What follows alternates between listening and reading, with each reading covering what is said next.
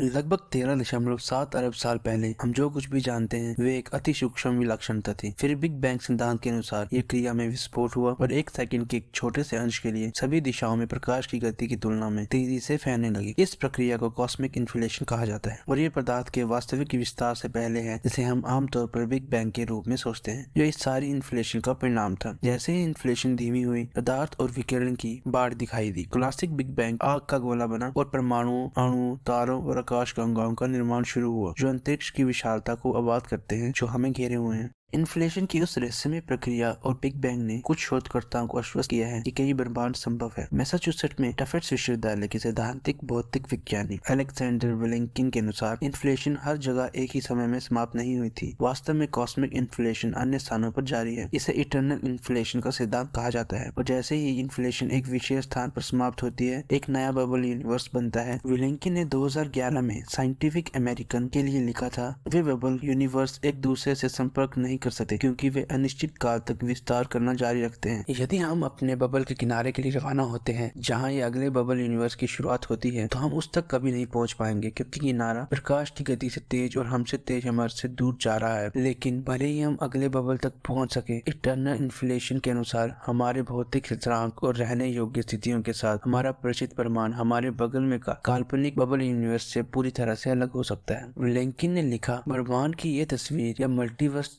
जैसा कि इसे कहा जाता है, लंबे समय से चले आ रहे रहस्य की व्याख्या करता है कि जीवन के उद्भव के लिए प्रकृति के स्थिरांक ठीक ठाक क्यों दिखाई देते हैं। कारण ये है कि बुद्धिमान पर्यवेक्षक केवल उन दुर्लभ बबल में मौजूद होते हैं जिनमें शुद्ध संयोग से जीवन के विकास के लिए स्थिरांक सही होते हैं। बाकी मल्टीवर्स बंजर रहते हैं, लेकिन इसके बारे में शिकायत करने वाला कोई नहीं है। विलेंकिन की व्याख्या का तात्पर्य है कि हमारे अपने से बाहर के कुछ अनंत बबल यूनिवर्स में अन्य बुद्धिमान पर्यवेक्षक हो सकते हैं, लेकिन हर पल जो गुजरता है हम उनसे दूर हो जाते हैं और हम कभी भी एक दूसरे को नहीं काट पाएंगे। कुछ शोधकर्ता समानांतर ब्रह्मांडों के अपने विचारों को क्वांटम मैकेनिक्स उप परमाणविक कणों के गणितीय विवरण पर आधारित करते हैं। क्वांटम मैकेनिक्स के छोटे कणों के अस्तित्व की कई अवस्थाएं एक ही समय में संभव है। एक वेव फंक्शन उन सभी संभावनाओं को समाहित करता है। हालांकि जब हम वास्तव में देखते हैं, हम केवल संभावनाओं में से एक ही का निरीक्षण करते हैं। स्टैनफोर्ड एनसाइक्लोपीडिया ऑफ फिलॉसफी द्वारा वर्णित क्वांटम मैकेनिक्स की कोपेनहेगन व्याख्या के अनुसार हम एक परिणाम का निरीक्षण करते हैं जब तरंग फंक्शन एक वास्तविकता में ढह जाता है। लेकिन बहुविषय सिद्धांत इसके बजाय प्रस्तावित करता है कि हर बार जब एक राज्य या परिणाम देखा जाता है तो एक और दुनिया होती है जिसमें एक अलग क्वांटम परिणाम वास्तविकता बन जाता है। ये एक शाखाओं वाली व्यवस्था है जिसमें तत्काल हमारे कथित ब्रह्मांड शाखाओं को निकट अनंत विकल्पों में विभाजित करते हैं। वे वैकल्पिक ब्रह्मांड पूरी तरह से अलग हैं और एक दूसरे को काटने में असमर्थ हैं। इसलिए जब आप इस दुनिया में अपने जीवन से थोड़ा बेतहाश अलग जीवन जी रहे हैं तो आप इसे कभी नहीं जान पाएंगे। कुछ भौतिक विज्ञानी कई ब्रह्मांड में चापलूसी संस्करण में विश्वास करते हैं। अगर हम जिस ब्रह्मांड में रहते हैं वे हमेशा के लिए चलता है, तो केवल इतने ही तरीके हैं कि पदार्थ के निर्माण खंड खुद को व्यवस्थित कर सकते हैं, क्योंकि वे अनंत अंतरिक्ष में इकट्ठा होते हैं। आखिरकार कण प्रकार की किसी भी परिमित संख्या को एक विशेष व्यवस्था को दोहराना चाहिए। काल्पनिक रूप से एक बड़े पर्याप्त स्थान में उन कणों को पूरे सौर मंडल और आकाश गंगाओं जितनी बड़ी व्यवस्था को दोहराना चाहिए, तो आपका पूरा जीवन ब्रह्मांड में कहीं और दोहराया जा सकता है। लेकिन अगर ब्रह्मांड एक परिमित बिंदु पर शुरू हुआ, जैसा कि लगभग हर भौतिक विज्ञानी इससे सहमत है कि ऐसा ही हुआ है, तो एस्ट्रोफिजिसिस्ट एथन सीगल के 2015 लेख के अनुसार आपके वैकल्पिक संस्करण की संभावना मौजूद नहीं है। सीगल के अनुसार किसी भी ब्रह्मांड में कणों से संभावित परिणामों की संख्या एक दूसरे के साथ परस्पर क्रिया करते हुए अनंत की ओर तेजी से बढ़ती है, क्योंकि मुद्रास्फीति के कारण संभावित ब्रह्मांडों की संख्या बढ़ जाती है। तो ये आपके लिए क्या मायने रखता है? सीगल ने लिखा, इसका मतलब है कि इस ब्रह्मांड की गिनती करना आपके ऊपर है। बहुविविध सिद्धांतों के पैंथियन के अपेक्षाकृत हाल के जोड़ में वाटरलू ओंटारियो में सैद्धांतिक भौतिकी के पैरामीटर इंस्टीट्यूट के शोधकर्ताओं ने प्रस्तावित किया है कि ब्रह्मांड बिग बैंग में शुरू हुआ और बिग बैंग टाइमलाइन के विपरीत दिशा में पीछे की ओर फैला हुआ समय एक ब्रह्मांड एक बार अस्तित्व में था, जो कि हमारी खुद की सटीक दर्पण छवि थी। पैरामीटर इंस्टीट्यूट के शोधकर्ता नील टरोक ने बताया, ये कहने के बजाय कि धमाके से पहले एक अलग ब्रह्मांड था, हम कह रहे हैं कि धमाके से पहले एक का ब्रह्मांड वास्तव में कुछ अर्थों में धमाके के बाद ब्रह्मांड की एक छवि है। इसका मतलब है कि सब कुछ प्रोटॉन, इलेक्ट्रॉन, यहाँ तक कि अंडे को फोड़ने जैसी क्रियाएं उल्ट दी जाएंगी। एंटी प्रोटॉन और सकारात्मक रूप से आवेशित इलेक्ट्रॉन परमाणु बनाएंगे, जबकि अंडे अनक्रैक होंगे और मुर्गियों के अंदर अपना रास्ता बना लेंगे। आखिरकार ब्रह्मांड हमारे अपने ब्रह्मांड में विस्तार करने से पहले संभवतः एक विलक्षणता के लिए सिकुड़ जाएगा। तो दोस्तों, आप बताएं आपका इस बारे में क्या ख्याल है? अपनी राय कमेंट बॉक्स में जरूर लिखें। धन्यवाद।